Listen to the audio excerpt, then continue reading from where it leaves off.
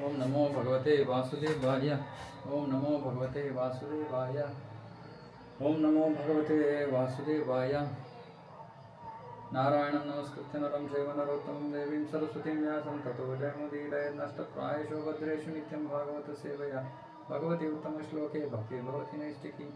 ओम अज्ञानतिमिरान्धस्य ज्ञानाञ्जनशलाकया चक्षुरुन्मिलितं येन तस्मै श्रीगुरवे नमः। नमो विष्णुपादाय कृष्णप्रेष्ठाय भूतले श्रीमते भक्तिवेदान्तस्वामिनिति नामिने। नमस्ते सारस्वते देवे गौरवाणी प्रचारिणे निर्विशेषशून्यवादी पाश्चात्यदेशतारिणे। जय श्री कृष्ण चैतन्य प्रभु नित्यानंद श्री अद्वैत गदाधर शिवासादि गौरभक्तवृंद। हरे कृष्ण कृष्ण कृष्ण हरे हरे राम राम राम हरे हरे। हरे कृष्ण। ओके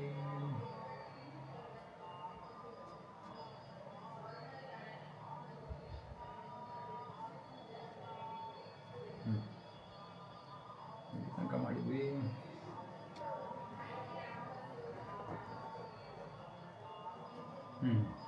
ಓಕೆ, ಕುಂತಿ ಮಹಾರಾಣಿಯಲ್ಲಿ ಇದು ಮಾಡಿದ್ವಾ? ಯಾವ್ಯಾವ ಥರ ಸಮಸ್ಯೆಗಳಿಂದ ಇಲ್ಲ ಇದು ಮಾಡಬಹುದು?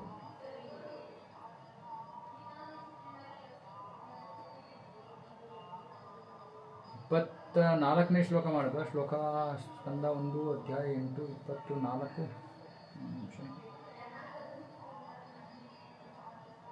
ಕೃಷ್ಣ ಪ್ರಭು ಆಗಿದೆ 24. ಕುಂತಿ ಮಹಾರಾಣಿ ಬಗ್ಗೆ ಹೇಳಿದ್ದೀರಾ? ಅಲ್ಲ, ಕುಂತಿ ಮಹಾರಾಣಿ ಅಲ್ಲ, 24 ಇಲ್ಲ, 24 ಮಾಡಬೇಕು. 23 ತನಕ ಆಗಿತ್ತು.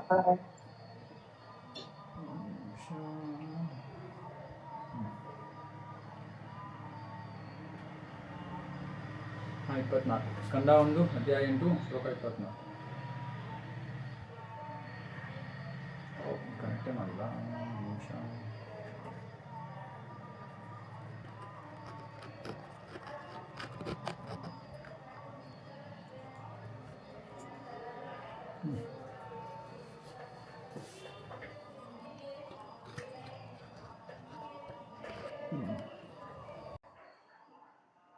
ಓಕೆ,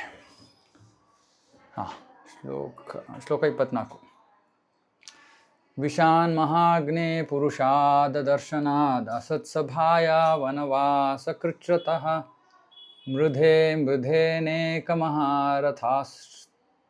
ರಥಾಸ್ತ್ರತೋ ದ್ರೌಣ್ಯಸ್ತ್ರತಶ್ಚಾಸ್ಮ ಹರೇಭಿರಕ್ಷಿತಾಃ. ನನ್ನ ಪ್ರಿಯ ಕೃಷ್ಣನೇ, ನೀನು ನಮ್ಮನ್ನು ವಿಷಪೂರಿತವಾದ ಕೇಕಿನಿಂದ ಏನು ಹೇಳ್ತಾರೆ ಕನ್ನಡದಲ್ಲಿ, ಕೇಕಿಂದ ನಮ್ಮನ್ನು ರಕ್ಷಿಸಿದ್ಯಾ. ಮತ್ತು ಮಹಾ ಅಗ್ನಿಯಿಂದ ರಕ್ಷಿಸಿದ್ಯಾ. ಮನುಷ್ಯರನ್ನು ತಿನ್ನೋವಂಥವರಿಂದ ಏನು ಹೇಳ್ತಾರೆ ಅದಕ್ಕೆ, ರಾಕ್ಷಸರು. ಮನುಷ್ಯರನ್ನು ತಿನ್ನೋವಂಥವರಿಂದ ನಮ್ಮನ್ನು ರಕ್ಷಿಸಿದ್ಯಾ. ಅಸತ್ಸಭಾ ಅಂದರೆ ಕ್ರೌರ್ಯವಿಂದ ತುಂಬಿದ್ದಂತಹ ಆ ಸಭೆಯಲ್ಲಿ ದ್ರೌಪದಿಗೆ ಅಗೌರವ ತೋರಲಾಗುತ್ತೆ. ಅಂತಹ ಆ ಅಸತ್ಸಭಾ, ಅದರಲ್ಲಿ ನಮ್ಮನ್ನು ರಕ್ಷಿಸಿದ್ಯಾ. ಮತ್ತು ಅಜ್ಞಾತವಾಸದಲ್ಲಿದ್ದಾಗ ಬೇಕಾದಷ್ಟು ಕಷ್ಟಗಳಿಂದ ನಮ್ಮನ್ನು ರಕ್ಷಿಸಿದ್ಯಾ. ಮತ್ತು ಅಂತಿಮವಾಗಿ ಕುರುಕ್ಷೇತ್ರದ ಯುದ್ಧದಲ್ಲಿ ನಮ್ಮನ್ನು ರಕ್ಷಿಸಿದ್ಯಾ. ಮತ್ತು ಈಗ ನೀನು ನಮ್ಮನ್ನು ಅಶ್ವತ್ಥಾಮನ ಅಸ್ತ್ರದಿಂದ ರಕ್ಷಿಸಿದ್ಯಾ. ನಾವು ನಮ್ಮ ಜೀವನದಲ್ಲಿ ಕಷ್ಟಗಳಿದೆ ಅಂದ್ಬಿಟ್ಟು ಕೃಷ್ಣನಿಗೆ ಹೇಳ್ಕೊತೀವಿ, ಕೃಷ್ಣ ನಂಗೆ ಈ ಕಷ್ಟ ಇದೆ, ನಂಗೆ ದಯವಿಟ್ಟು ಪರಿಹಾರ ಕೊಡು ಅಂತ. ಸರಿ, ಎಷ್ಟು ಕಷ್ಟಗಳನ್ನು ಎದುರಿಸಿರ್ಬೋದು ನಾವು. ಕುಂತಿ ಮಹಾರಾಣಿ ಒಂದಾದ್ಮೇಲೆ ಒಂದು ಕಷ್ಟಗಳನ್ನು ಅನುಭವಿಸಿದ್ದಾಳೆ. ಮತ್ತು ಕೃಷ್ಣ ಪ್ರತಿಯೊಂದು ಸನ್ನಿವೇಶದಲ್ಲೂ ಅವರಿಗೆ ರಕ್ಷಣೆಯನ್ನು ಕೊಟ್ಟಿದ್ದಾನೆ. ಯಾಕೆ? ಅನನ್ಯ ಚಿಂತೆಯಂತೋ ಮಾಯಜನಾ ಪರಿಪಾಸತೆ ತೇಷಾಂ ನಿತ್ಯಾಭಿಯುಕ್ತಾನಾಂ ಯೋಗಕ್ಷೇಮಂ ವಹಾಮ್ಯಹಂ. ಕೃಷ್ಣ ಅನನ್ಯ ಬೇರೆ ಮನಸ್ಸು ಇಲ್ಲಿ ಅಲ್ಲಿ ಹೋಗದೆ ಕೇವಲ ಕೃಷ್ಣನ ಬಗ್ಗೆ ಯಾರು ಯೋಚನೆ ಮಾಡ್ತಾ ಇರ್ತಾರೋ, ಯಾರು ಅವನ ಸೇವೆಯಲ್ಲಿ ತೊಡಗಿರ್ತಾರೋ ಅವರಿಗೆ ಯೋಗಕ್ಷೇಮಂ ವಹಾಮ್ಯಹಂ.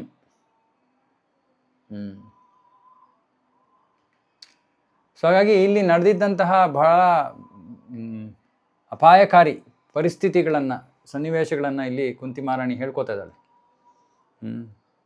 ದೇವಕಿಗೆ ಒಂದು ಸತಿ ಮಾತ್ರ ತೊಂದರೆ ಆಯಿತು. ಅಸೂಯೆಯನ್ನು ತೋರ್ತಾ ಇದ್ದಂತಹ ತನ್ನ ಅಣ್ಣನಿಂದ. ಇಲ್ಲಾಂದರೆ ಅವಳಿಗೇನೂ ಸಮಸ್ಯೆ ಇರಲಿಲ್ಲ. ಆದರೆ ಕುಂತಿದೇವಿಗೆ ಮತ್ತು ಪಾಂಡವರಿಗೆ ಪ್ರತಿ ಕ್ಷಣ ವರ್ಷಾನುಗಟ್ಟಲೆ ಅವ್ರಿಗೆ ಕಷ್ಟ ಇತ್ತು. ಇವಾಗ ನೋಡಿ, ಇದ್ರ ಬಗ್ಗೆ ಸ್ವಲ್ಪ ಯೋಚನೆ ಮಾಡೋಣ. ನಮ್ಮ ಜೀವನದಲ್ಲಿ ನಮಗೇನಾದ್ರು ಕಷ್ಟ ಬಂದರೆ ನಮಗೆ ತಕ್ಷಣ ಪರಿಹಾರ ಬೇಕು ಅಲ್ವಾ? ಫಾಸ್ಟ್ ಫುಡ್ ಥರ. ಫಾಸ್ಟ್ ಫುಡ್ ಅಂದರೆ ಎಲ್ಲ ಬೇಗದಿಂದ ಓಡ್ತಾ ಇರಬೇಕು. ಹಾಗೆ ತೊಂದರೆ ಬಂತ ಸರಿ ಹೋಗ್ತಾ ಇರಬೇಕು. ಸಂತೋಷ ಬಂದರೆ ಇಲ್ಲ ಸಂತೋಷ ಹೋಗ್ಬಾರ್ದು, ಸಂತೋಷ ಹಂಗೆ ಇರಬೇಕು. ತೊಂದರೆ ಬಂದರೆ ಮಾತ್ರ ಹೊಟ್ಟೋಗ್ಬಿಡ್ಬೇಕು ತಕ್ಷಣ. ಇವಾಗ ಯಾರಿಗೋ ತಲೆನೋವು ಬಂತು, ಸರಿ ಹೋಗ್ಲಿಲ್ವಾ, ಔಷಧಿ ತೊಗೊಂಡ್ವಿ, ಕ್ರೋಸಿನ್ ತೊಗೊಂಡ್ವಿ, ಆದರೂ ಹೋಗ್ಲಿಲ್ವಾ, ಇನ್ನೇನೋ ತೊಗೋತೀವಿ. ಸರಿ ಆಮೇಲೂ ಆಗಲಿಲ್ವಾ, ಡಾಕ್ಟ್ರ್ ಹತ್ರ ಹೋಗ್ತೀವಿ. ಇವಾಗ ಇದೇನಾಗುತ್ತೆ, ಈ ಎಲ್ಲ ಸನ್ನಿವೇಶದಲ್ಲೂ ನನಗೆ ತಕ್ಷಣ ಪರಿಹಾರ ಬೇಕು ಅನ್ನೋದಿದೆಯಲ್ಲ, ಅದರಿಂದ ವ್ಯಕ್ತಿ ಈ ಭೌತಿಕ ಜಗತ್ತಿನ ಗಾಢ ಅಂಧಕಾರಕ್ಕೆ ಬೀಳ್ತಾನೆ. ಇದನ್ನು ಹೇಗೆ ಅರ್ಥ ಮಾಡ್ಕೊಳ್ಳೋದು? ತಲೆನೋವಿದೆ, ಸಹಿಸ್ಕೊಂಡ್ಬಿಟ್ರೆ ಸುಲಭ, ಅದ್ರ ಪಾಡ್ಗದು ಹೋಗೋ ಟೈಮಲ್ಲಿ. ಇಲ್ಲ ತಲೆನೋವೇ ಹೋಗ್ತಾ ಇಲ್ಲ, ಏನೋ ಆಗೋಗಿರಬೇಕು ಅಂದ್ಬಿಟ್ಟು ಹೋಗ್ಬಿಟ್ಟು ನಾವು ಬ್ರೈನ್ MRI ಮಾಡಿಸ್ಬಿಡ್ತೀವಿ. ಯಾಕೆ ಅಷ್ಟೊಂದು ಆತಂಕ, ಅಯ್ಯೋ ಏನಾಗ್ಬಿಟ್ಟಿದೆಯೋ. ಅವಾಗ ಏನಾಗ್ತೀವಿ, ಗಾಢ ಅಂಧಕಾರದಲ್ಲಿ ಬಿದ್ದೋಗ್ಬಿಡ್ತೀವಿ. ಅಯ್ಯೋ ಏನೋ ಆಗೋಗಿರಬೇಕು, ಇದು ಅಂಧಕಾರ. ಸೊ ಹಾಗಾಗಿ ಅದಕ್ಕೋಸ್ಕರ ಕೃಷ್ಣ ಹೇಳ್ತಾನೆ, ಮಾತ್ರ ಸ್ಪರ್ಶಾಸ್ತಕವಂತೆ ಶೀತೋಷ್ಣ ಸುಖ ದುಃಖದ ಆಗಮ ಪಾಯನು ಅನಿತ್ಯ ಸ್ಥಾನಸ್ಥಿತಿ ಕ್ಷಸ್ವ ಭಾರತ. ಅನಿತ್ಯವಾದದ್ದು, ಶಾಶ್ವತವಾಗಿರೋದಿಲ್ಲ. ಸಮಸ್ಯೆ ಬಂದರೆ ಹೋಗುತ್ತೆ, ತಡ್ಕೊಳ್ಳಿ, ಸಹಿಸ್ಕೊಳ್ಳಿ. ಮತ್ತು ಭಕ್ತರು ವಿಶೇಷವಾಗಿ ಏನು ಮಾಡ್ತಾರೆ, ಭಗವಂತನ ಮೇಲೆ ಅವಲಂಬಿತರಾಗಿ ಸಹಿಸ್ಕೋತಾರೆ. ಕುಂತಿ ಮಹಾರಾಣಿ ಮತ್ತು ಅವಳ ಮಕ್ಕಳಿಗೆ ಸತತವಾಗಿ ವರ್ಷಾನುಗಟ್ಟಲೆ ಒಂದಾದ್ಮೇಲೆ ಒಂದು ಸಮಸ್ಯೆಗಳು. ನಮಗೆ ಒಂದು ಚಿಕ್ಕ ಸಮಸ್ಯೆ ಬಂದರೆ ನಾವು ಕೃಷ್ಣನ ಕೇಳ್ತೀವಿ, ಕೃಷ್ಣ ಸರಿ ಮಾಡಿಬಿಡಪ್ಪ. ಸರಿ ಮಾಡಲಿಲ್ಲ ಅಂದರೆ ನನಗೆ ದೇವರಲ್ಲೇ ನಂಬಿಕೆ ಇಲ್ಲ. ಸರಿ, ಒಂದು ಕಷ್ಟ ಬಂತು ಹೋಯ್ತು, ಇನ್ನೊಂದು ಕಷ್ಟ ಬಂದರೆ ಅವಾಗ ಏನು ಹೇಳ್ತೀವಿ, ಕೃಷ್ಣ ಇವಾಗ ತಾನು ಒಂದು ಕಷ್ಟ ಬಂದಿತ್ತಲ್ಲಪ್ಪ, ತಿರ್ಗಾ ಏನಕ್ಕೆ ಇನ್ನೊಂದು ಕೊಡ್ತಾ ಇದೆಯಾ? ಮತ್ತು ಯಾವ್ದಾದ್ರು ಒಂದು ಸಮಸ್ಯೆ ನಮಗೆ ಬಹಳ ವರ್ಷಗಳ ತನಕ ಉಳ್ಕೊಂಡಿದ್ರೆ ಹೋಗ್ತಾನೆ ಇಲ್ಲ, ಬಹಳ ಗೊಂದಲಕ್ಕೀಡಾಗಿ ಹೋಗ್ಬಿಡ್ತೀವಿ. ಒಂದಾದ್ಮೇಲೆ ಒಂದು ಪ್ರಯತ್ನ ಮಾಡ್ತಾನೆ ಇರ್ತೀವಿ ಅದರಿಂದ ಸರಿ ಮಾಡ್ಕೊಳ್ಳೋಕ್ಕೆ. ಅದನ್ನು ಸತತವಾಗಿ ವರ್ಷಾನುಗಟ್ಟಲೆ ನಮಗೆ ಸಮಸ್ಯೆಗಳಿದ್ರೆ ಎಷ್ಟರ ಮಟ್ಟಿಗೆ ನಾವು ಕೃಷ್ಣನ ಮೇಲೆ ಶ್ರದ್ಧೆಯನ್ನು ಇಡ್ತೀವಿ, ಎಷ್ಟರ ಮಟ್ಟಿಗೆ ಅವನನ್ನು ನಂಬುತ್ತೀವಿ, ಎಷ್ಟರ ಮಟ್ಟಿಗೆ ಅವನ ಸೇವೆಯಲ್ಲಿ ತೊಡಗ್ತೀವಿ. ಯಾಕಂದರೆ ಅಂತರಾಳದಲ್ಲಿ, ಹೃದಯದಲ್ಲಿ ನಮಗೆ ನಾನು ಕೃಷ್ಣ ಭಕ್ತಿ ಮಾಡ್ತಾಯಿದ್ದೀನಿ, ನನ್ನ ಜೀವನ ಚೆನ್ನಾಗಿರಬೇಕು ಅನ್ನೋ ಒಂದು ಅಪೇಕ್ಷೆ ಇದೆ. ಕೃಷ್ಣ ಹೇಳ್ತಾ ಇದ್ದಾನೆ, ಯೋಗಕ್ಷೇಮ ಭಾಮ್ಯಂ, ನಾನು ಮಾಡ್ತೀನಿ ಅದನ್ನು, ನೀನೇನು ನಾನು ಹೇಳಬೇಕಾಗಿಲ್ಲ. ನೀನೇನು ಮಾಡಬೇಕು, ಅನನ್ಯಾಶ್ಚಿಂತೆ ಅಂತೋಮ, ಸತತವಾಗಿ ನನ್ನ ಭಕ್ತಿ ಸೇವೆಯಲ್ಲಿ ತೊಡಗು. ನನಗೇನು ಬೇಕೋ, ನಾನು ಏನು ಮಾಡಬೇಕು ನಿನಗೆ ನಾನು ಮಾಡ್ತೀನಿ, ಯಾರು ನನಗೆ ಬಂದು ಏನು ಹೇಳಬೇಕಾಗಿಲ್ಲ. ಕೃಷ್ಣನಿಗೆ ಯಾರು ಹೇಳೋ ಅವಶ್ಯಕತೆ ಇಲ್ಲ. ಆದರೆ ಕುಂತಿ ಮಹಾರಾಣಿ ನೋಡಿ, ವರ್ಷಾನುಗಟ್ಟಲೆ ಪಾಂಡವರು ಕಷ್ಟಗಳನ್ನು ಪಟ್ಟರು ಒಂದಾದ್ಮೇಲೆ ಒಂದು. ಆದರೆ ಅವ್ರು ಯಾವತ್ತೂ ಕೃಷ್ಣನ ಮೇಲೆ ಅವರ ಪ್ರೀತಿ ಕಡಿಮೆ ಆಗಲಿಲ್ಲ, ನಿಜವಾಗ್ಲೂ ಹೆಚ್ಚಾಗ್ತಾ ಹೋಗುತ್ತೆ. ಭಕ್ತರ ಜೀವನದಲ್ಲಿ ಹೆಚ್ಚು ಸನ್ನಿವೇಶಗಳನ್ನು ಎದುರಿಸಿದಷ್ಟು ಭಕ್ತರಿಗೆ ಕೃಷ್ಣನ ಮೇಲೆ ಪ್ರೀತಿ ಅವಲಂಬನೆ ಹೆಚ್ಚಾಗ್ತಾ ಹೋಗುತ್ತೆ. ಮತ್ತು ಕೃಷ್ಣ ಪ್ರತಿಸ್ಪಂದಿಸ್ತಾನೆ, ಅಷ್ಟು ಸುಂದರವಾಗಿ ಪ್ರತಿಸ್ಪಂದಿಸ್ತಾನೆ. ನಮ್ಮ ಜೀವನದಲ್ಲಿ, ನಮ್ಮ ಭಕ್ತಿಯ ಜೀವನದಲ್ಲಿ, ನಮ್ಮ ಭೌತಿಕ ಜೀವನದಲ್ಲಿ ಏನು ಅವಶ್ಯಕತೆ, ಯಾವ ಸಮಯದಲ್ಲಿ ಏನು ಬೇಕು. ಇವಾಗ ನಮ್ಮ ಭಕ್ತರು, ಸುಮ್ಮನೆ ಅವ್ರ ಹೆಸರು ಹೇಳಿದ್ರೆ ಪಾಪ ಅವ್ರಿಗೆ ಇದಾಗತ್ತೆ, ಹೆಸರು ಹೇಳಲ್ಲ. ಅವರು ನಮ್ಮ ಜನ್ಮಾಷ್ಟಮಿ, ಹುಳಿಮಾವು ಜನ್ಮಾಷ್ಟಮಿಗೋಸ್ಕರ ಪಾಪ ಓಡಾಡ್ತಾ ಇದ್ದಾರೆ. ಸ್ವಲ್ಪ ಒಬ್ಬರು ಅವ್ರಿಗೆ ಅದರ ಜವಾಬ್ದಾರಿಯನ್ನು ಕೊಟ್ಟಿದ್ದೀವಿ, ಸ್ವಲ್ಪ ಲಕ್ಷ್ಮಿಯನ್ನು, ದಾನಗಳನ್ನು ಕಲೆಕ್ಟ್ ಮಾಡಬೇಕು ಅಂತ. ಅವ್ರಿಗೆ ಪಾಪ ಹೋಗಬೇಕು ಅಂತ ಆಸೆ, ಬಟ್ ತುಂಬ ಆಫೀಸಲ್ಲಿ ಕೆಲಸ ಹೆಚ್ಚಾಗ್ಬಿಟ್ಟಿದೆ. ತಕ್ಷಣ ತುಂಬ ಬೇಜಾರು ಮಾಡ್ಕೋತಾಯಿದ್ರು, ಪ್ರಭು ಏನು ಮಾಡೋದು, ಇವಾಗಲೇ ನೋಡಿ ಹೀಗೆ ಆಗ್ತಾಯಿದೆ, ಯಾರೋ ಮ್ಯಾನೇಜರ್ ಚೇಂಜ್ ಆಗ್ತಾಯಿದ್ದಾರೆ, ಅದು ಇದು ತುಂಬ ಕೆಲಸ ಜಾಸ್ತಿ ಆಗ್ಬಿಟ್ಟಿದೆ. ಸರಿ, ನಾನು ಅಂದ್ಕೊಂಡು ಏನೋ ಆಯಿತು, ಭಗವಂತನ ಇಚ್ಛೆ, ಏನು ಮಾಡೋಕ್ಕಾಗತ್ತೆ. ಆ ಥರ ಎಲ್ಲ ಇದ್ರೆ ಅವ್ರ ಕೈನೆಲ್ಲ ಇದೆ ಅಂತ. ಆಮೇಲೆ ಇವತ್ತು ತಿರ್ಗಾ ಫೋನ್ ಮಾಡಿದರು, ಪ್ರಭು ನನಗೇನು ನನ್ನ ಆಫೀಸಲ್ಲಿ ನನ್ನ ಸ್ವಲ್ಪ ಸಣ್ಣ ಆಗಿದ್ದಾರೆ ಪ್ರಭುಗಳು. ಸೊ ಅದಕ್ಕೆ ಅವ್ರು ಅನಿಸಿದೆ ಇವರು ಸಣ್ಣ ಆಗಿರೋದ್ರಿಂದ ಏನೋ ಇವ್ರಿಗೆ ಹೆಲ್ತ್ ಪ್ರಾಬ್ಲಮ್ ಇರಬೇಕು ಅಂದ್ಬಿಟ್ಟು ಆಫೀಸ್ನವರೇ ಅವ್ರಿಗೆ ನೀವು ವರ್ಕ್ ಫ್ರಮ್ ಹೋಮ್ ಮಾಡಿ ಇನ್ನೊಂದು 2 ವಾರ 2 ವಾರ ಯಾಕೆ ಕರೆಕ್ಟಾಗಿ ನಮ್ಮ ಜನ್ಮಾಷ್ಟಮಿ ಮುಗಿಯುತ್ತೆ. ಅಂದರೆ ಭಗವಂತ ತನ್ನ ಭಕ್ತರ ಇಚ್ಛೆಗಳನ್ನು ಪೂರೈಸ್ತಾನೆ. ಅವ್ರಿಗೆ ಅಷ್ಟು ಆಸೆ ಇತ್ತು, ನಾನು ಭಗವಂತನ ಊಟದಬ್ಬವನ್ನು ಚೆನ್ನಾಗಿ ಮಾಡಬೇಕು, ಇಷ್ಟೊಂದು ಖರ್ಚಿದೆ, ನಾನು ಅದಕ್ಕೆ ಎಷ್ಟಾದರೂ ಮಾಡಿ ಪ್ರಯತ್ನ ಮಾಡಬೇಕು ಅನ್ನೋ ಪ್ರಾಮಾಣಿಕ ಆಸೆ ಇತ್ತು. ಆಫೀಸಿಂದ ಮನೆಯಿಂದನೇ ಕೆಲಸ ಮಾಡೋದು ಕಳಿಸ್ಬಿಟ್ರು. ಹೆಂಗಾಗುತ್ತೆ ಇವೆಲ್ಲ? ಹೇಗೆ ಸಾಧ್ಯ? ಇದೆಲ್ಲ ಏನು ಆಕಸ್ಮಿಕವಾದ ಘಟನೆಗಳಲ್ಲ, ಇದು ಕೃಷ್ಣನ ಪ್ರೀತಿ. ಸೊ ಕೃಷ್ಣ ಸ್ಪಂದಿಸ್ತಾನೆ, ಅದರಲ್ಲಿ ಏನೂ ಸಂದೇಹ ಇಲ್ಲ, ಯಾವ ಸಂದೇಹವೂ ಇಲ್ಲ. ಹಾಗಾಗಿ ಸತತವಾಗಿ ನಮ್ಮ ಜೀವನದಲ್ಲಿ ಕಷ್ಟಗಳು ಬಂದರೂ ಕೂಡ ನಾವು ಕೃಷ್ಣನ ಮೇಲಿನ ನಮ್ಮ ಶ್ರದ್ಧೆಯನ್ನು ಕಳ್ಕೊಬಾರ್ದು. ನಿಜವಾಗಿ ಅವನಿಲ್ಲದೆ ಇನ್ಯಾರೂ ಇಲ್ಲವೂ ಇಲ್ಲ. ಇನ್ಯಾರ ಹತ್ರ ಹೋಗೋಣ? ಯಾರ ಹತ್ರ ಹೋಗೋಕ್ಕೆ ಯಾರೂ ಇಲ್ಲವೇ ಇಲ್ಲ. ದುರ್ಯೋಧನ ಅಷ್ಟೊಂದು ತೊಂದರೆಯನ್ನು ಕೊಟ್ಟ. ದುರ್ಯೋಧನ, ಅವನ ತಮ್ಮಂದಿರೆಲ್ಲ. ಮತ್ತು ಪ್ರತಿ ಒಂದು ಸನ್ನಿವೇಶದಲ್ಲೂ ಪಾಂಡವರನ್ನು ಯಾರು ರಕ್ಷಿಸಿದ್ದು? ಕೃಷ್ಣ. ಒಂದ್ಸತಿ ದುರ್ಯೋಧನ ಏನು ಮಾಡ್ತಾನೆ, ಭೀಮಂಗೆ ವಿಷ ಹಾಕಿರುವಂಥ ಕೇಕನ್ನು ಕೊಡ್ತಾನೆ ತಿನ್ನೋದಕ್ಕೆ. ಹಾಗೆ ಭೀಮಂಗೆ ತಿನ್ನೋದಂದ್ರೆ ಇಷ್ಟ ಅಂತ ಗೊತ್ತು.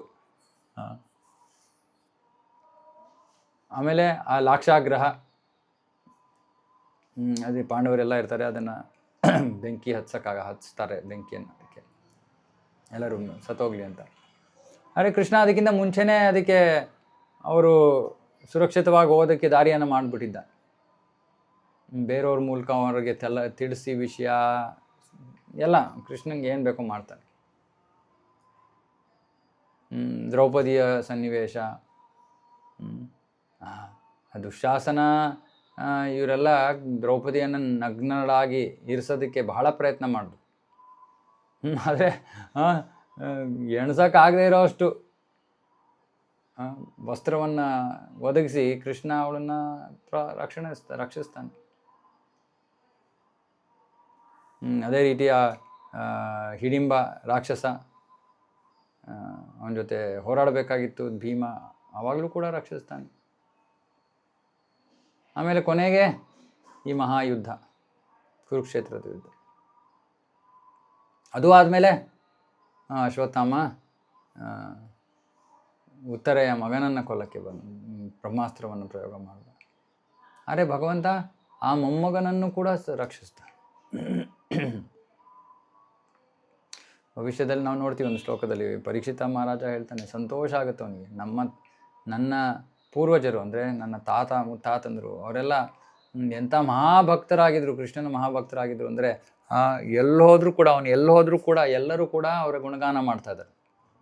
ಇಂತಹ ಮಹಾಭಕ್ತರು, ತಂದೆ ತಾತ ಇತ್ಯಾದಿ.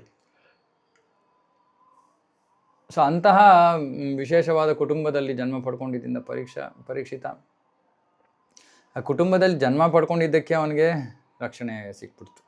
ಅವನೇನು ಮಾಡಿರಲಿಲ್ಲ, ಇನ್ನು ಸುಮ್ಮನೆ ತಾಯಿಯ ಗರ್ಭದಲ್ಲಿದ್ದ ಅಷ್ಟೇ. ಆದರೆ ಅದೇನರ್ಥ, ನಾವು ಭಕ್ತರಾದರೆ ನಮ್ಮ ಮನೆಯಲ್ಲಿರೋರಿಗೆ ಎಲ್ಲರಿಗೂ ಕೂಡ ಭಗವಂತ ರಕ್ಷಣೆ ಕೊಡ್ತಾನೆ. ಪತಿ ಭಕ್ತಿ ಮಾಡಿದ್ರೆ ಪತ್ನಿಗೆ 50% ಫ್ರೀ. ಪತ್ನಿಯಿಂದ ಏನು ಪತಿಗೆ ಸಿಗಲ್ಲ, ಪತಿಯಿಂದ ಪತ್ನಿಗೆ ಸಿಗುತ್ತೆ. ಎಲ್ಲ ರೀತಿಯಲ್ಲೂ ಕೃಷ್ಣ ಭಕ್ತಿಯಲ್ಲಿ ಇರುವಂಥ ಭಕ್ತರ ಪರಿವಾರಗಳನ್ನು ಅವನು ರಕ್ಷಿಸ್ತಾನೆ. ತಂದೆ ತಾಯಂದ್ರಿಗೆ, ಮಕ್ಕಳಿಗೆ. ಪಾಂಡವರ ಮಕ್ಕಳಿಗೆ ರಕ್ಷಿಸಲಿಲ್ಲ ಪ್ರಭು, ಉತ್ತರ ಪ್ರಾರ್ಥನೆ ಮಾಡೋದಕ್ಕೆ ಪರೀಕ್ಷಿತ್ ಮಹಾರಾಜ ರಕ್ಷಿಸಿದ್ರ ಅಲ್ಲ. ಅದಕ್ಕೆ ಅದೇ ಭಗವಂತ ಯಾರಿಗಾದ್ರೂ ರಕ್ಷಣೆ ಕೊಡಲಿಲ್ಲ ಅಂದರೆ ಅದಕ್ಕೆ ಏನಾದ್ರು ಕಾರಣ ಇರುತ್ತೆ. ಆದರೆ ಭಕ್ತರಿಗೆ ನೇರವಾಗಿ ಅವನು ರಕ್ಷಿಸ್ತಾನೆ. ಇವಾಗ ಮಹಾರಾಜ ಪರೀಕ್ಷಿತನನ್ನು ರಕ್ಷಿಸಿದ ಉದ್ದೇಶ ಏನು? ಪರೀಕ್ಷಿತ ಮುಂದೆ ಹೋಗಿ ರಾಜ ಆಗಬೇಕು, ಅವನಿಂದ ಭಾಗವತ ಬರಬೇಕು, ಇವಾಗ ಬೇರೆಯವ್ರಿಗೆ ಅಷ್ಟೊಂದು ದೊಡ್ಡ ಸೇವೆ ಇಲ್ಲದೆ ಇತ್ತೇನೋ ಕೃಷ್ಣ ಅವನನ್ನು ರಕ್ಷಿಸಲಿಲ್ಲ, ಅಥವಾ ಇವಾಗ ಹೇಗೆ ನನಗೆ ಅವ್ರ ಬಗ್ಗೆ ಗೊತ್ತಿಲ್ಲ ಆ್ಯಕ್ಚುಲಿ. ಆ ಪಾಂಡವರ ಮಕ್ಕಳು ಯಾರು, ಹಿಂದಿನ ಜನ್ಮದಲ್ಲಿ ಏನಾಗಿದ್ರು, ಅದಕ್ಕೆಲ್ಲ ಕಾರಣ ಇರುತ್ತೆ. ಇವಾಗ ಉದಾಹರಣೆಗೆ ದೇವಕಿ 6 ಪುತ್ರರು, ಅವರನ್ನು ಯಾಕೆ ತಕ್ಷಣ ಕೊಲ್ಲಲಾಯಿತು? ಯಾಕಂದರೆ ಅವರು ಪಾಪವನ್ನು ಮಾಡಿದರು, ಶಿಕ್ಷೆ ಅನುಭವಿಸ್ತಾ ಇದ್ರು, ಇತ್ಯಾದಿ ಇತ್ಯಾದಿ. ಸೊ ಕಾರಣಗಳು ಬೇಕಾದಷ್ಟು ಇರ್ಬೋದು. ಅದೆಲ್ಲ ನಾವು ತಿಳ್ಕೊಬೇಕು ಅಂದರೆ ನಾವು ಈ ಮಹಾಭಾರತದ ಆಳಕ್ಕೆ ಇಳಿಬೇಕು. ನಾನು ಅಷ್ಟೊಂದು ಮಹಾಭಾರತವನ್ನು ಅಧ್ಯಯನ ಮಾಡಿಲ್ಲ. ಆದರೆ ಸಾಮಾನ್ಯವಾಗಿ ಭಗವಂತ ತನ್ನ ಭಕ್ತರನ್ನು ಸಂರಕ್ಷಿಸ್ತಾನೆ, ಅವರನ್ನು ಕೈ ಬಿಡೋದಿಲ್ಲ. ಅಥವಾ ಅವನ ಒಂದು ಕಾರ್ಯಕ್ಕೆ ನೆರವಾಗಿ ನಿಂತ್ಕೊಳ್ಳುವಂತಹ ಜೀವಿಗಳನ್ನು ರಕ್ಷಿಸ್ತಾನೆ. ಇವಾಗ ಪರೀಕ್ಷಿತ ಮಹಾರಾಜ ಅವನ ಕಾರ್ಯಕ್ಕೆ ನೆರವಾಗಿ ನಿಂತ್ಕೊಳ್ತಾನೆ. ಅಂದರೆ ಧರ್ಮಿಷ್ಠರು ರಾಜ್ಯವನ್ನು ಆಳಬೇಕು ಅನ್ನೋ ಕಾರಣಕ್ಕಾಗಿ ಅವರನ್ನು ಉಳಿಸ್ಕೋತಾನೆ. ಅಥವಾ ಅವನ ಮೂಲಕ ಭಾಗವತ ಬರಬೇಕು ಅನ್ನೋ ಕಾರಣಕ್ಕೆ ಅವನನ್ನು ಉಳಿಸ್ಕೋತಾನೆ ಇತ್ಯಾದಿ. ಆದರೆ ಭಕ್ತರಿಗೆ ಅವನಿಗೆ ಕಾರಣನೇ ಬೇಡ. ನೇರವಾಗಿ ಕೃಷ್ಣನ ಭಕ್ತರನ್ನು ರಕ್ಷಿಸೋದಕ್ಕೆ ಕೃಷ್ಣನಿಗೆ ಬೇರೆ ಯಾವ ಕಾರಣ ಬೇಡ. ನನ್ನ ಭಕ್ತರು ಅವರನ್ನು ರಕ್ಷಿಸಬೇಕು. ಯಾಕೆ ರಕ್ಷಿಸಬೇಕು? ಅವರು ನನ್ನ ಪ್ರಚಾರ ಕಾರ್ಯವನ್ನು ಮಾಡ್ತಾ ಇದ್ದಾರೆ, ನನ್ನ ಕೆಲಸವನ್ನು ಮಾಡ್ತಾ ಇದ್ದಾರೆ, ಹಾಗಾಗಿ ನಾನು ಅವರನ್ನು ರಕ್ಷಿಸಬೇಕು. ಕೃಷ್ಣ ಈ ರೀತಿ ಯೋಚನೆ ಮಾಡೋದು. ಅದಕ್ಕೋಸ್ಕರ ನಾವು ಹೇಳ್ತಾ ಇರ್ತೀವಿ ಎಲ್ಲರಿಗೂ, ಹೇಗಾದರೂ ಮಾಡಿ ಕೃಷ್ಣನ ಒಂದು ಪ್ರಚಾರ ಕಾರ್ಯದಲ್ಲಿ ತೊಡಗಿ, ಪುಸ್ತಕ ವಿತರಣೆ ಮಾಡಿ, ಪ್ರಸಾದ ವಿತರಣೆ ಮಾಡಿ, ದಾನ ಸಂಗ್ರಹ ಮಾಡಿ, ಹಬ್ಬಗಳನ್ನು ಆಚರಿಸಿ, ಇನ್ನೊಂದು ಮಾಡಿ, ರಂಗೋಲಿ ಮಾಡಿ, ಕೀರ್ತನೆ ಮಾಡಿ, ಪ್ರವಚನ ಮಾಡಿ, ಏನೋ ಒಂದು ಮಾಡಿ, ಕಸ ಗುಡಿಸಿ. ಏನೂ ಆಗಲಿಲ್ಲ, ನಮ್ಮ ಕೈನಲ್ಲಿ ಏನೂ ಆಗಲ್ಲ ಪ್ರಭು, ನಮಗೇನು ಗೊತ್ತಿಲ್ಲ, ಯೋಗ್ಯತೆ ಇಲ್ಲ, ನಮಗೆ ಕಸ ಗುಡಿಸೋಣ ಅಂತ ಎಲ್ಲ ಭಕ್ತರನ್ನು ಕೃಷ್ಣ ರಕ್ಷಿಸ್ತಾನೆ. ಹಾಗಾಗಿ ಭೌತಿಕವಾಗಿ ಆತಂಕ ಪಡೋದಕ್ಕೆ ಕಾರಣನೇ ಇಲ್ಲ. ಆ ಭೌತಿಕ ಆತಂಕ ಅಂದರೆ ಅದಕ್ಕೆ ಒಂದೇ ಕಾರಣ, ಕೃಷ್ಣನ ಮೇಲೆ ನಂಬಿಕೆ ಇಲ್ಲದೆ ಇರೋದು ಅಷ್ಟೆ, ಬೇರೆ ಏನೂ ಇಲ್ಲ ಕಾರಣ. ಯಾಕಂದರೆ ಕೃಷ್ಣನ ಕೈನಲ್ಲಿ ಆಗದೆ ಇರೋ ವಿಷಯ ಇಲ್ಲ. ಅವನು ಮಾಡೋದು ಬಿಟ್ಟು ಹಿಂಜರಿಯುವಂಥ ವಿಷಯನೂ ಇಲ್ಲ. ಅವನು ಹಿಂಜರಿಯೋದಿಲ್ಲ. ಯಾವುದು ಭಕ್ತರಿಗೆ ಒಳಿತೋ ಅದನ್ನು ಮಾಡೇ ಮಾಡ್ತಾನೆ. ಇದು ಕೃಷ್ಣನ ವಿಶೇಷ ಪ್ರೀತಿ. ಇದನ್ನು ನಾವು ಅನುಭವಿಸ್ಬೇಕು. ಕೃಷ್ಣ ಮತ್ತು ಭಗವದ್ಗೀತೆಯಲ್ಲಿ 10ನೇ ಅಧ್ಯಾಯದಲ್ಲಿ ಹೇಳ್ತಾನೆ, ತೇಷಾಂ ಸತತಯುಕ್ತಾನಾಂ ಭಜತಾಂ ಪ್ರೀತಿಪೂರ್ವಕಂ ದದಾಮಿ ಬುದ್ಧಿಯೋಗಂ ತಂ ಯೇನ ಮಾಂ ಉಪಯಾಂತಿ ತೇ. ಯಾರೊಬ್ರು ಭಕ್ತರು ಹೇಳ್ತಾ ಇದ್ರು, ನಾನು ಇನ್ನೂ ಭಕ್ತಿಯಲ್ಲಿ ಅಷ್ಟೊಂದು ಮುಂದುವರೆದೇ ಇಲ್ಲ, ಕೃಷ್ಣ ಆದರೆ ಎಷ್ಟೊಂದು ನನಗೆ ದಾರಿಯನ್ನು ತೋರಿಸಿ ಕೃಪೆ ಕೊಡ್ತಾ ಇದ್ದಾನೆ. ಇಲ್ಲ, ಮುಂದುವರೆದಿರೋದ್ರಿಂದ ದಾರಿ ತೋರಿಸ್ತಾ ಕೃಪೆ ಕೊಡ್ತಾ ಇದ್ದಾನೆ. ಮುಂದುವರೆದಿಲ್ಲದೆ ಇದ್ದರೆ ಅವನಿಗೆ ದಾರಿ ತೋರಿಸಿ ಕೃಪೆ ಕೊಡ್ತಾ ಇಲ್ಲ. ಅಂದರೆ ಕೃಷ್ಣ ತನ್ನ ಭಕ್ತರಿಗೆ ಏನು ಆಧ್ಯಾತ್ಮಿಕವಾಗಿ, ಭೌತಿಕವಾಗಿ ಏನು ಅವಶ್ಯಕವೋ ಅದೆಲ್ಲವನ್ನ ಮಾಡ್ತಾನೆ. ನಾವು ಯಾರು ಅವನಿಗೆ ಹೇಳ್ಬೇಕಾಗಿಲ್ಲ, ಕೇಳಬೇಕಾಗಿಲ್ಲ, ಏನೂ ಇಲ್ಲ. ಈ 10ನೇ ಅಧ್ಯಾಯದಲ್ಲಿ ಭಗವದ್ಗೀತೆ ತುಂಬ ಅದ್ಭುತವಾದದ್ದು. ಕೃಷ್ಣ, ಒಂದು 2 ನಿಮಿಷ ಅದ್ರ ಬಗ್ಗೆ ಮಾತಾಡ್ತೀನಿ. ಕೃಷ್ಣ 10ನೇ ಅಧ್ಯಾಯ 8ನೇ ಶ್ಲೋಕದಲ್ಲಿ ಹೇಳ್ತಾನೆ, ಸರ್ವಸ್ಯ ಚಾಹಂ ಶ್ರುತಿ ಸನ್ನಿವಿಷ್ಟೋ ಮತ್ತ ಸ್ಮೃತಿರ್ಗ ಜ್ಞಾನಮಪೋಹನಂ ಚ ಅಹಂ ಸರ್ವಸ್ಯ ಪ್ರಭೋ ಮತ್ತಸ್ಸರ್ವಂ ಪ್ರವರ್ತತೆ ಇತಿ ಮತ್ವಾ ಭಜಂತೆ ಮಾಂ ಬುಧಃ ಭಾವ ಸಮನ್ವಿತಾಃ. ಅಹಂ ಸರ್ವಸ್ಯ ಪ್ರಭೋ, ನಾನು ಎಲ್ಲದರ ಉದ್ಗಮಕ್ಕೆ ಕಾರಣ, ಎಲ್ಲವೂ ನನ್ನಿಂದ ಬರ್ತಾ ಇದೆ. ಇತಿ ಮತ್ವ, ಇದನ್ನು ತಿಳ್ಕೊಂಡು ಒಬ್ಬ ವ್ಯಕ್ತಿ ಭಾವ ಸಮನ್ವಿತಾಃ, ಭಾವದೊಂದಿಗೆ ನನ್ನ ಭಕ್ತಿಯಲ್ಲಿ ತೊಡಗ್ತಾನೆ ಅಂತ 8ನೇ ಶ್ಲೋಕದಲ್ಲಿ ಹೇಳ್ತಾನೆ. 9ನೇ ಶ್ಲೋಕದಲ್ಲಿ ಹೇಳ್ತಾನೆ, ಮಚ್ಚಿತ್ತ ಮದ್ಗದ ಪ್ರಾಣ ಬೋಧಯಂತ ಪರಸ್ಪರಂ ಕಥಯಂತಶ್ಚ ಮಾಂ ನಿತ್ಯಂ ತುಷ್ಯಂತಿ ಚರವಂತಿ. ಸರಿ, ಇಂಥ ಭಕ್ತರು ಏನು ಮಾಡ್ತಾರೆ? ಶುದ್ಧ ಭಕ್ತರು ಇವರು ತಮ್ಮ ಹೃದಯವನ್ನು ಕೃಷ್ಣನಿಗೆ ಕೊಡ್ತಾರೆ, ತಮ್ಮ ಅಸ್ತಿತ್ವವನ್ನೇ ಕೃಷ್ಣನಿಗೆ ಅರ್ಪಿಸ್ಬಿಡ್ತಾರೆ. ಮಚ್ಚಿತ್ತ ಮದ್ಗತ ಪ್ರಾಣ ಬೋಧಯಂತ ಪರಸ್ಪರಂ, ಮತ್ತು ಪರಸ್ಪರರ ಭೇಟಿ ಮಾಡಿದಾಗ ಒಬ್ಬರು ಇನ್ನೊಬ್ಬರು ಕೃಷ್ಣನ ಬೋಧನೆಗಳ ಬಗ್ಗೆ ಚರ್ಚೆ ಮಾಡ್ತಾರೆ, ಕೃಷ್ಣನ ಲೀಲೆಗಳ ಬಗ್ಗೆ ಚರ್ಚೆ ಮಾಡ್ತಾರೆ. ಕಥೆಯಂತಶ್ಚ ಮಾಂ ನಿತ್ಯಂ, ನಿತ್ಯಂ ಸದಾಕಾಲ, ಕೆಲ್ಸಕ್ಕೆ ಬಾರ್ದ ಮಾತುಗಳು ಆಡಲ್ಲ.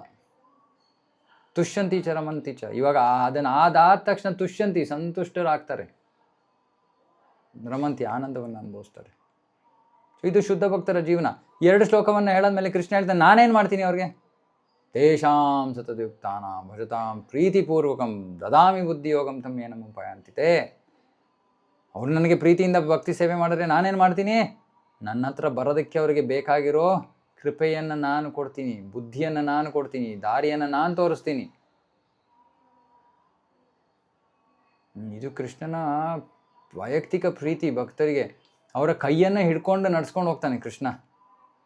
ಗೋಲೋಕಕ್ಕೆ ಇದಪ್ಪ ಮಾರ್ಗ, ಇಲ್ಲಿ ಲೆಫ್ಟ್ ತೊಗೋಬೇಕು, ಇಲ್ಲಿ ರೈಟ್ ತೊಗೋಬೇಕು, ಇಲ್ಲಿ ನಿಲ್ಲಬೇಕು, ಇಲ್ಲಿ ಹಿಂದೆ ಬರಬೇಕು, ಇಲ್ಲಿ ಮುಂದೆ ಹೋಗಬೇಕು. ಏನು ಅವಶ್ಯಕವೋ ಅದನ್ನು ಅವನೇ ನೇರವಾಗಿ ಮಾಡ್ತಾನೆ, ಬೇರೆ ಯಾರಿಗೂ ಕೊಟ್ಟಿಲ್ಲ ಆ ಕೆಲಸ. ಹಾಗಾಗಿ ಕೃಷ್ಣ ಭಕ್ತಿ ವಿಶೇಷವಾದದ್ದು. ಇದನ್ನು ನಾನು ಮತ್ತೆ ಮತ್ತೆ ನನಗೆ ಪ್ರಭುಪಾದರು ಇಂಥ ಎಲ್ಲ ಭಾವಾರ್ಥಗಳನ್ನು ಓದಿದಾಗ ನನಗೆ ಕೃಷ್ಣ ಭಕ್ತವತ್ಸಲ ಅನ್ನೋದನ್ನು ಗುಣಗಾನ ಮಾಡದೇ ಇರೋಕ್ಕೆ ನನಗೆ ಆಗೋದಿಲ್ಲ. ನಿಮ್ಗೆ ಅನ್ನಿಸ್ಬೋದು ಏನು ಪದೇ ಪದೇ ಪ್ರಭುಗಳು ಅದನ್ನೇ ಹೇಳ್ತಾ ಇರ್ತಾರೆ ಅಂತ. ಪದೇ ಪದೇ ಅಲ್ಲ, ಈ ಪ್ರತಿ ಕ್ಷಣದಲ್ಲಿ ಅದನ್ನು ಹೇಳಿದ್ರು ಕೂಡ ಅದರಲ್ಲಿ ಏನೂ ತಪ್ಪೇ ಇಲ್ಲ. ಯಾಕಂದರೆ ಇದೇ ಕೃಷ್ಣನ ಎಲ್ಲಕ್ಕಿಂತ ಅಮೋಘವಾದ ಅದ್ಭುತವಾದ ಒಂದು ಗುಣ, ಭಕ್ತವತ್ಸಲ. ಭಕ್ತರನ್ನು ರಕ್ಷಿಸ್ತಾನೆ, ಭಕ್ತರನ್ನು ಪೋಷಿಸ್ತಾನೆ, ಭಕ್ತರಿಗೆ ದಾರಿಯನ್ನು ತೋರಿಸ್ತಾನೆ, ಭಕ್ತರನ್ನು ತಿದ್ದುತ್ತಾನೆ.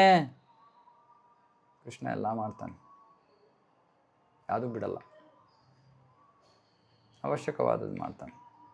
ಸೊ ಇದು ತುಂಬ ಸುಂದರವಾದ ಭಾವಾರ್ಥ. ಕುಂತಿ ಮಹಾರಾಣಿಗೆ ಹೀಗೆ ಇಷ್ಟೊಂದು ಕಷ್ಟಗಳಿದ್ವು, ಆದರೆ ಅವಳಿಗೆ ಯಾವತ್ತೂ ಬೇಸರ ಆಗಲಿಲ್ಲ. ಅವಳು ಕೃಷ್ಣನ ಮುಂದೆ ನಿಂತು ಕೇಳಲಿಲ್ಲ, ಕೃಷ್ಣ ಯಾಕೆ ನಮ್ಗೆ ಇಷ್ಟೊಂದು ಕಷ್ಟ ಕೊಡ್ತಾ ಇದೆಯಾ ನೀನು, ಅಥವಾ ನಮ್ಗೆ ಯಾಕೆ ಇಷ್ಟೊಂದು ಕಷ್ಟ ಬಂದಿದೆ? ಇಲ್ಲ, ಕಷ್ಟ ಬಂದಿದೆ, ಅದಕ್ಕೆ ಕರ್ಮಫಲ ಕಾರಣ. ಅರೆ ಕೃಷ್ಣ ಇವಾಗಲೂ ನಮ್ಮನ್ನು ರಕ್ಷಿಸ್ತಾ ಇದ್ದಾನೆ, ಅದು ಮುಖ್ಯವಾದದ್ದು.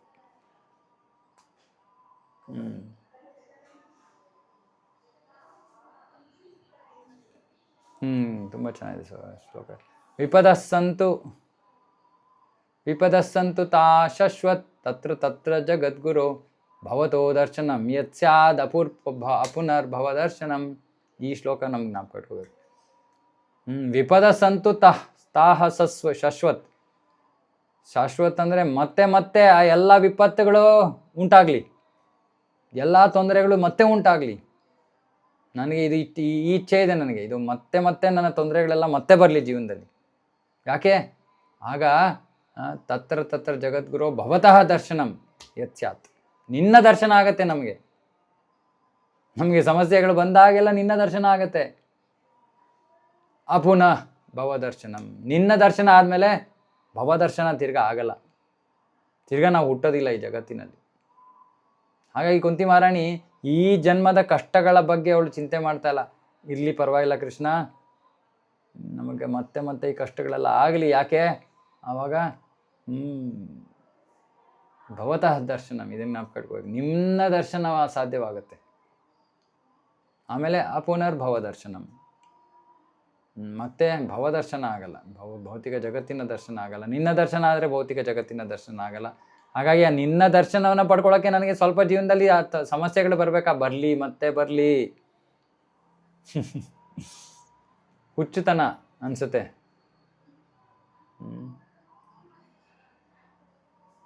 ಕೃಷ್ಣ ಭಗವದ್ಗೀತೆಯಲ್ಲಿ ಹೇಳ್ತೀನಿ, ಅರ್ಥಾರ್ಥಿ ಜಿಜ್ಞಾಸು ಜ್ಞಾನಿ. ಇವಾಗ ನಾಲ್ಕು ಥರದ ಭಕ್ತರು ನನ್ನ ಹತ್ರ ಬರ್ತಾರೆ. ಯಾರೋ ಏನೋ ಅವಶ್ಯಕತೆ ಇದೆ ಜೀವನದಲ್ಲಿ, ಅದು ಆರ್ಥಿಕ ಸಮಸ್ಯೆ ಇದೆ, ಬುದ್ಧಿವಂತರು, ಜಿಜ್ಞಾಸುಗಳು, ಇವರು ಕೃಷ್ಣನ ಹತ್ರ ಬರ್ತಾರೆ.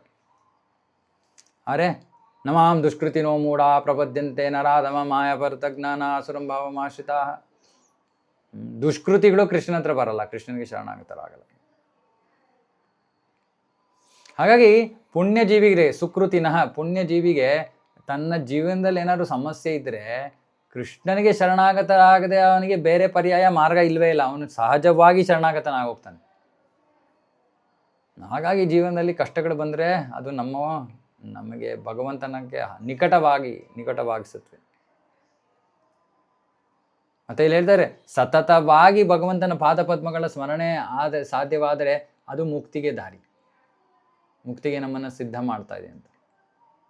ಹಾಗಾಗಿ ನಮಗೆ ಕಷ್ಟಗಳೇ ಇರ್ಬೋದು, ಆದರೆ ಆ ಕಷ್ಟಗಳಿಂದಾಗಿ ನಾವು ಕೃಷ್ಣನ ಸ್ಮರಣೆ ನಮ್ಮಲ್ಲಿ ಜಾಸ್ತಿ ಆಗುತ್ತೆ. ಅಂದರೆ ಕಷ್ಟ ಯಾಕೆ ಬೇಡ? ಅವಾಗ ಕಷ್ಟನೇ ನಮಗೆ ವರವಾಗೋಗುತ್ತೆ, ಮುಕ್ತಿಗೆ ಕಾರಣವಾಗೋಗುತ್ತೆ. ಮತ್ತು ನಾವು ಕೃಷ್ಣನ ಪಾದಪದ್ಮಗಳನ್ನು ಈ ಭೌತಿಕ ಜಗತ್ತಿನಿಂದ ಪಾರಾಗೋದಕ್ಕೆ ಇರೋ ನೌಕೆ, ದೋಣಿಯಾಗಿ ನಾವು ಅದನ್ನು ಪರಿಗಣಿಸಿ ಅದರ ಆಶ್ರಯವನ್ನು ಪಡ್ಕೋಬೇಕು. ಆಗ ಬಹಳ ಸುಲಭವಾಗಿ ಒಂದು ಕರುವಿನ ಪಾದದ ಚಿಹ್ನೆಯಷ್ಟು ನೀರಿದ್ರೆ ನೆಲದ ಮೇಲೆ ಎಷ್ಟು ಕಷ್ಟ ಅದನ್ನು ದಾಟೋದು. ಸೊ ಯಾರು ಭಗವಂತನಿಗೆ ಶರಣಾಗತರಾಗ್ತಾರೋ ಅವರು ಭಗವದ್ಧಾಮಕ್ಕೆ ಹೋಗ್ತಾರೆ. ಅವ್ರಿಗೆ ಈ ಭೌತಿಕ ಜಗತ್ತಿನಲ್ಲಿ ಏನೂ ಕೆಲಸ ಇಲ್ಲ. ಯಾಕೆಂದರೆ ದುಃಖಾಲಯಂ ಅಶಾಶ್ವತಂ ಅಂತ ಕೃಷ್ಣ ಹೇಳ್ತಾನೆ ಭೌತಿಕ ಜಗತ್ತು. ಅಲ್ಪ ಬುದ್ಧಿ ಉಳ್ಳವ್ರು ಏನು ಮಾಡ್ತಾರೆ, ಈ ಜಾಗದಲ್ಲೇ ಸರಿ ಹೊಂದ್ಕೊಂಡು ಹೋಗೋಕ್ಕೆ ಪ್ರಯತ್ನ ಮಾಡ್ತಾರೆ. ಒಂದು ಸ್ವಲ್ಪ ತೊಂದರೆ ಇದೆಯಾ, ಸರಿ ಅದಕ್ಕೆ ಪರಿಹಾರ ಹುಡ್ಕೊಂಡ್ಬಿಡ್ತೀನಿ. ಸರಿ ಇನ್ನೊಂದು ತೊಂದರೆ ಬಂತ, ಸರಿ ಅದಕ್ಕೆ ಪರಿಹಾರ ಹುಡ್ಕೋತೀನಿ. ಆದರೆ ಏನು ಪ್ರಯೋಜನ? ಈ ಜಾಗನೇ ದುಃಖಾಲಯ. ಇದು ಇವತ್ತೊಂದು ದುಃಖ ಇದೆ, ನಾಳೆ ಇನ್ನೊಂದು ದುಃಖ ಇದೆ, ನಾಳಿದ್ದು ಇನ್ನೊಂದು ದುಃಖ ಇದೆ, ಇಲ್ಲೊಂದು ದುಃಖ ಇದೆ, ಇನ್ನೊಂದು ಜಾಗದಲ್ಲಿ ಇನ್ನೊಂದು ದುಃಖಾಲಯ ಇದು. ಆದರೆ ನಿಜವಾಗ್ಲೂ ನಾವು ಸುಖಾಲಯಕ್ಕೆ ಹೋಗಬೇಕು, ವೈಕುಂಠ ಧಾಮಕ್ಕೆ ಹೋಗಬೇಕು, ಕೃಷ್ಣನ ಹತ್ರ ಹೋಗಬೇಕು. ಹಾಗಾಗಿ ನಾವು ಮಾತ್ರ ಸ್ಪರ್ಶಾಸ್ತಕ್ಕೂ ಅಂತೇವೆ, ಸುಮ್ಮನೆ ತುಂಬ ತಲೆ ಕೆಡಿಸ್ಕೋಬಾರ್ದು. ಯಾಕಂದರೆ ಅವಾಗ ನಮ್ಮ ಬುದ್ಧಿಯನ್ನು ಕಳ್ಕೊಂಡು ನಾವು ಅಜ್ಞಾನದಲ್ಲಿ ಇಳಿದ್ಬಿಡ್ತೀವಿ. ಎಲ್ಲ ತರಹ ನಾವು ತಡೆಯೋಕ್ಕಾಗದೇ ಇರೋವಂತಹ ದೌರ್ಭಾಗ್ಯಗಳು ಏನು ಬಂದರೂ ಕೂಡ ನಾವು ಆಧ್ಯಾತ್ಮಿಕ ಪ್ರಗತಿಯನ್ನು ಬಿಡಬಾರ್ದು. ಯಾಕಂದರೆ ಅದೇನು ಮನುಷ್ಯ ಜೀವನದ ಧ್ಯೇಯ. ನಾನು ಕೃಷ್ಣ ಭಕ್ತಿಗೆ ಬಂದೆ, ನನ್ನ ಎಲ್ಲ ಕಷ್ಟಗಳು ಪಾರಾಗ್ಬಿಡುತ್ತೆ ಅಂತ ಅಪೇಕ್ಷೆ ಇಟ್ಕೊಂಡು ಬರೋರು ಕಷ್ಟಗಳು ಪಾರಾಗದೇ ಇದ್ದರೆ ಆಗ್ಲೂಬೋದು, ಆಗದೇನೂ ಇರ್ಬೋದು. ಅದು ಕೃಷ್ಣನ ಇಚ್ಛೆ. ಆಗದೇ ಇದ್ದರೆ ಅವಾಗ ಕೃಷ್ಣನ ಮೇಲೆ ನಂಬಿಕೆನೇ ಹೊರಟೋಗ್ಬಿಡುತ್ತೆ. ಅಯ್ಯೋ ಏನು ಬಂದರೂ ಸರಿ, ನಾನು ಭಗವಂತ ಧಾಮಕ್ಕೆ ಹೋಗ್ತೀನಿ ಅಷ್ಟೇ, ಎಲ್ಲ ಈ ಜನ್ಮದಲ್ಲೇ ಮುಗಿಸ್ಕೋತೀನಿ. ಎಲ್ಲ ಏನೇನು ಕಷ್ಟಪಡಬೇಕೋ, ಏನೇನು ಅನುಭವಿಸ್ಬೇಕೋ ಎಲ್ಲ ಈ ಜನ್ಮದಲ್ಲೇ ಮುಗಿಲಿ, ನಾನು ಆಧ್ಯಾತ್ಮಿಕ ಪ್ರಗತಿಯನ್ನು ಮುಂದುವರಿಸ್ತೀನಿ, ನಾನು ಅದನ್ನು ಕೈ ಬಿಡಲ್ಲ. ಮತ್ತು ನಿಜವಾಗ್ಲೂ ಈ ಕಷ್ಟಗಳು ಆತ್ಮಕ್ಕೆ ತಾಗ್ತಾನೇ ಇಲ್ಲ, ಅದು ಆಗ್ತಾ ಇರೋದು ಶರೀರಕ್ಕೆ. ನಮ್ಮ ಬುದ್ಧಿ ಸರಿಗಿದ್ರೆ ನಾವು ಅವಾಗ ಅದನ್ನು ಯೋಚನೆ ಮಾಡ್ತೀವಿ, ಈ ದುಃಖ ನನಗೆ ಆಗ್ತಾನೇ ಇಲ್ಲ, ನನ್ನ ದೇಹಕ್ಕೆ ಆಗ್ತಾ ಇದೆ, ಅದು ನಾನು ಯಾಕೆ ದುಃಖ ಪಡ್ತಾಯಿದ್ದೀನಿ. ಕನಸಿನಲ್ಲಿ ಹುಲಿ ಹುಲಿ ಹುಲಿ ಹುಲಿ ಅಂತ ಕಿಸ್ತಾ ಇದೆಯೋ, ಹುಲಿನೂ ಇಲ್ಲ, ಎಂಥದೂ ಇಲ್ಲ, ಕನಸು. ಅದೇ ರೀತಿ ಜೀವನದ ಎಲ್ಲ ಕಷ್ಟಗಳು ಕೂಡ ಕನಸುಗಳೇ. ಯಾಕೆ? ಯಾಕಂದರೆ ನಾವು ದೇಹನೇ ಅಲ್ಲ. ಹಾಗಾಗಿ ನಾವು ಈ ಒಂದು ಭ್ರಮೆಯ ಲೋಕದಿಂದ ಪಾರಾಗೋದಕ್ಕೆ ಭಗವಂತನ ಪಾದಪದ್ಮಗಳ ಆಶ್ರಯವನ್ನು ಪಡ್ಕೋಬೇಕು. ಅದಕ್ಕೆ ನವವಿಧ ಭಕ್ತಿಗಳಲ್ಲಿ ನಾವು ಯಾವ ಮಾರ್ಗವನ್ನಾದರೂ ನಾವು ಸ್ವೀಕರಿಸ್ಬೋದು.